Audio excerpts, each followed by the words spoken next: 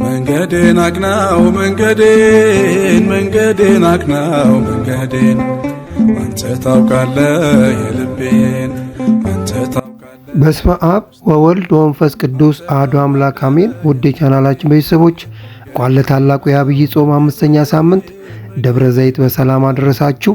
እንግዲህ ይህ ሳምንት በቤተክርስቲያናችን ስርዓት መሰረት የጾሙ አጋማሽ ወይም እኩሌታ ነው። ነገር ግን ደብረ ዘይት ከቀናት ቁጥር በላይ የሆነ ጥልቅ ምስጢር እንዳለው ሁላችንም እንገነዘባለን።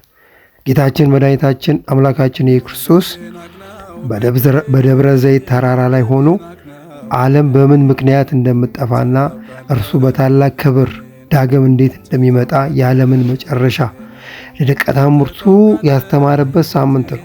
ዛሬ በዚህ ቪዲዮ ጌታ ራሱ የተናገራቸውን 7 የዓለም መጨረሻ ምልክቶች እና ቅዱሳንን ምስክርነት በጥልቀት እንመለከታለን። እስከ መጨረሻው ድረስ አብራችሁን እንድትቆዩ በአክብሮት እንጋብዛለን።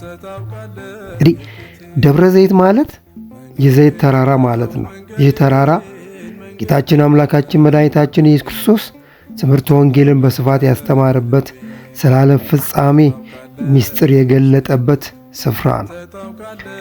በቤተክርስቲያናችን ይህንን ሳምንት ለምን መረጠች ብለን ስንጠይቅ እንግዲህ እንደምናውቀው ጾም የዝግጅት ጊዜ እንደመሆኑ ወደ ትንሣኤ ከመድረሳችን በፊት ለዘላለማዊ ትንሣኤና ለጌታ ዳግም መምጣት ራሳችንን እንድንፈትሽ ለማሳሰብ ነው በዚህ ሳምንት ይህ በዓል እንዲሳሰብ የተደረገው። ጌታችን በማቴዎስ ወንጌል ምዕራፍ 24 ላይ ስለ መጨረሻው ዘመን 7 ዋና ዋና ምልክቶችን ነግሮናል። ባጭሩ ብንመለከታቸው አንደኛ የሐሰተኞች መነሳት ነው። እኔ ክርስቶስ ነኝ የሚሉ ብዙዎች ይነሳሉ። ታምራትን እያሳዩ የተመረጡትን እንኳን ለማሳት ይሞክራሉ። የተመረጡትን እስከ ማሳት ይደርሳሉ። ይህ አንደኛው ምልክት ነው። ሁለተኛው ጦርነትና የውከትን ወሬ ነው። የጦርን ወሬ ትሰማላችሁ ብሎናል። ሕዝብ በሕዝብ ላይ ይነሳል፣ መንግስት በመንግስት ላይ ይነሳል፣ ጦርነት ይሆናል። ይህ እንግዲህ በዘመናችን እያየነው ያለነው ነገር ነው። ሌላው ሶስተኛው ምልክት ተፈጥሯዊ መቅሰፍቶች ናቸው። በተለያዩ ስፍራዎች ረሃብ፣ ቸነፈር፣ የመሬት መቀጥቀጥ መሳሰሉ የተፈጥሮ አደጋዎች ይደርሳሉ። ይህንን በዘመናችን እያየነው ነው። ይህ ግን ይላል ገና የምጥ መጀመሪያ ነው። ምልክት ገና ምጡ የሚጀምርበት ምልክቶች ናቸው። አራተኛው ምልክት መከራና ስደት ነው። በጌታ ስም ምክንያት ክርስቲያኖች አማኞች ይገፋሉ፣ ለሞት ይሰጣሉ፣ ይገደላሉ፣ ይታረዳሉ። ይሄ ያው በዘመናችን በሀገራችን እያየነው ያለነው ክስተት ነው። የመጨረሻው ዘመን መቃረቡ ምልክት ነው ማለት ነው። አምስተኛው የፍቅር መቀዝቀዝ ነው። እንደ ምልክት ነው ብሎ ጌታ አምላካችን የነገረን። አመፃና ክፋት በመብዛቱ የተነሳ ሰዎች እርስ በርሳቸው አይዋደዱም፣ ይጠላላሉ። ይህም ፍቅር ቀዝቅዛል በመካከላችን። ይህም አሁን በዘመናችን የምናየው ሰው ራስ ወዳድ ሆኗል፣ ፍቅር ቀዝቅዟል። ይህም ሌላው አምስተኛው ምልክት ነው። ስድስተኛ ምልክት ጌታ የነገረን ወንጌል በዓለም ሁሉ ይሰበካል። የታላቅ ምልክት ነው። ወንጌል ለዓለም ሁሉ ምስክር እንዲሆን ይሰበካል። ማንም ወንጌልን አልሰማውም አይል፣ በዓለም ይሰበካል። ይህ ታላቅ ምልክት ነው በእውነት። ሌላው ሰባተኛው የመጨረሻው ምልክት የሰማይ ኃይላት መናወጥ ነው። ፀሐይ ትጨልማለች፣ ጨረቃ ብርሃን አትሰጥም። ያን ጊዜ ሰው ልጅ በታላቅ ክብርና ደመና ሲመጣ ይታያል። ጌታችን እነዚህ ናቸው 7 ምልክቶች የመጨረሻው ዘመን የምናያቸው። ይህ መምጣት እንግዲህ የጌታ መምጣት እንዲሁ የሚታሰብ ሳይሆን ቃል የተገባ እውነት ነው። ጌታ ራሱ ሲመሰክር እነሆ በቶሎ እመጣለሁ፣ ለእያንዳንዱ እንደ ሥራው መጠን ከፍል ዘንድ ዋጋዬን ከኔ ጋር አለ ብሎናል። መላእክትም በዕርገቱ ቀን ይህ ኢየሱስ ወደ ሰማይ ሲሄድ እንዳያችሁት እንዲሁ ተመልሶ ይመጣል በማለት ለሐዋርያት አስረግጠውላቸዋል። ሐዋርያትም በመልእክቶቻቸው ብዙ ቦታ ገልጸውታል። የጌታ ቀን እንደ ሌባ ይመጣል በማለት ንቁ ሆነን እንጠብቅ አዘውናል፣ አስተምረውናል። እንግዲህ ይህ ሳምንት ደብረ ዘይት ብዙ የሚነግረን ነገር አለ። ከዚህ ሳምንት 5 ዋና ዋና ነጥቦችን አውጥተን እንኳን ብናያቸው የምንማርባቸው 5 ነጥቦችን እናገኛለን። አንደኛ የዝግጅት አስፈላጊነትን ነው። ንቁ ሆኖ መጠበቅን፣ ንቁ ሆኖ መኖርን ዘውትር እንደሚያስፈልግ ነው። ጌታችን ስለ ዳግም ምጽአቱ ሲያስተምር ደጋግሞ የተናገረው ንቁ የሚለውን ቃል ነው። በዚህ ሳምንት የምንማረው ትልቁ ቁም ነገር ይሄ ነው። ቤተክርስቲያንም ስርዓት አድርጋ የሰራችልን በዚህ እኩለ ጾም ቀጣዩን ጉዞ በንቃት እንድንጓዝ የክርስቶስ መምጣት ድንገተኛ ስለሆነ ያንዳንዱ ክርስቲያን አማኝ በማንኛውም ሰዓትና ደቂቃ፣ ቦታ፣ ስፍራ ለፈጣሪው መልስ ለመስጠት ዝግጁ ሆኖ መኖር እንዳለበት ይነገራል።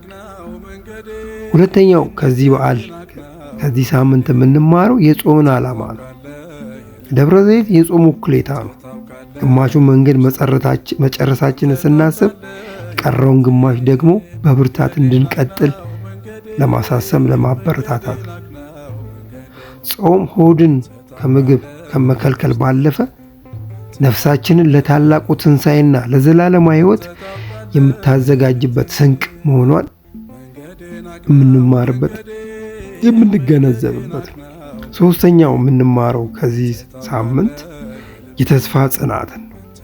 ጌታ ዳግም መምጣት ለዓለም አስፈሪ ሊመስል ይችላል። ለእኛ ክርስቲያኖች ግን የተስፋ ቀን ነው።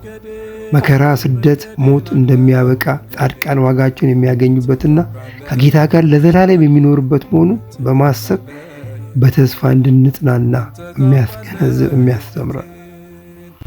አራተኛ ከዚህ ሳምንት ከደብረ ዘይት የምንማረው ከዚህ ታሪክ የምንማረው ምልክቶችን መረዳት ነው። የዘመኑ ምልክቶች ማወቅ ነው። ጌታ በደብረ ዘይት ያስተማራቸው ምልክቶች ጦርነትን፣ ረሃብን፣ የሐሰተኞችን መነሳት፣ ፍቅር መቀዝቀዝን እያለ የዘረዘራቸውን በዙሪያችን ሲከሰቱ እንዳንደናገጥና የዘመኑን አቅጣጫ እንድንረዳ ያደርገናል። ለዚህ ነው አስቀድሞ ጌታም የነገረን ዓለም ወደ ፍጻሜዋ እያዘገመች መሆኑን እንድናውቅ ከምድራዊ ነገር ይልቅ ለሰማያዊ ነገር እንድንተካ ከጌታ ጋር እንድንኖር እንድንነቃ ነው ያነቃቃናል። ይህን ትምህርት እንድናገኝ ይሰጠናል። አምስተኛ የፍቅርን ዋጋ ነው። ፍቅር ትቀዘቅዛለች ተብሎ እንዳትቀዘቅዝ እንድንጠነቀቅ ነው። ጌታ ከመጨረሻው ዘመን ምልክቶች አንዱ የብዙዎች ፍቅር ይቀዘቅዛል ብሎናል።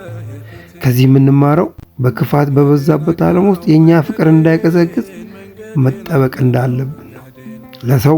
ሰው ለሰው ያለውን ርኅራኄ፣ መዋደድ የመዳናችን ምልክት መሆኑን እንድረዳ ያስገነዝባል። ስለዚህ ጌታ እንዳስተማረን መጠንቀቅ ይጠበቅብናል። ሐሰተኞችን አለማመን፣ ከሐሰተኞች መጠንቀቅ ያስፈልጋል። ሁለተኛ አለመደንገጥ ያስፈልጋል። ከትላንቱ ዛሬ ሊከፋ ቢችልም አስጨናቂ ነገር ቢፈጠርም ጌታ ምልክቶቹን ስለነገረን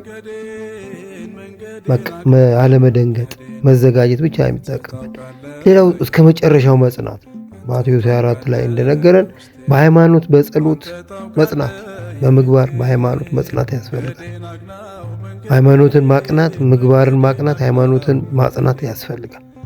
መትጋት ያስፈልጋል። በጾም፣ በጸሎት፣ በስግደት፣ በስነ ምግባር፣ በምጽዋት፣ በምክረ ካህን ተወስኖ በንስሐ ዕለት ዕለት ኃጢአትን እየተናዘዙ መትጋት ያስፈልጋል ማለት ነው። ይሄ ነው እንግዲህ ልንማርበት የሚገባው። ጌታችን በምን ሰዓት እንደሚመጣ አታውቁምና እንግዲህ ንቁ እንዳለ በዚህ በማቴዎስ 24 ላይ ጌታ ሲያስተምር መዘጋጀት ነው የሚያስፈልግ። ምን እናድርግ ካለን እነዚህ ነገሮች ማድረግ የሚጠበቅ እንግዲህ ስናጠቃልል የደብረ ዘይት ሳምንት መልእክት አንድ ነው፣ ተዘጋጅታችሁ ኑሩ የሚል። ጌታ የሚመጣው መቼ እንደሆነ ስለማናውቅ ባናውቅም ምልክቶቹ ግን በፊታችን አሉ። በዚህ የጾም ወቅት በንስሐ ታጥበን በፍቅር ጸንተንና ለቃሉ ታዘን የጌታን የክብር መምጣት የምንናፍቅ እንዲያደርገን ያስፈልጋል። ለዚያ ያብቃል። ደብረ ዘይት የንስሐ ሳምንት ነው። ጌታ ቢመጣ ምን ይዤ እቆማለሁ ብለን ራሳችንን እንድንጠይቅ የሚያደርግ ቀን፣ ይህን እንድናስብ ያደርጋል። ስለ ንስሐ፣ ስለ መዘጋጀት እንድናስብ ያደርጋል። ወደ ቤተሰቦች ስለተከታተላችሁ እናመሰግናለን። ለዛሬ ያዘጋጀነው ይህን ይመስላል። ይህን መንፈሳዊ ትምህርት ለሌሎችም እንዲደርስ ቪዲዮውን ላይክ እና ሼር ማድረጋችሁን አትርሱ። በሚቀጥለው ቪዲዮ በሌላ ርዕስ እስከንገናኝ አብረን እንበርታ፣ በጸሎት እንትጋ። የእግዚአብሔር ቸርነት፣ የእመቤታችን አማላጅነት፣ የቅዱሳን ሁሉ ተራዳይነት አይለየን። ወስብሐት ለእግዚአብሔር።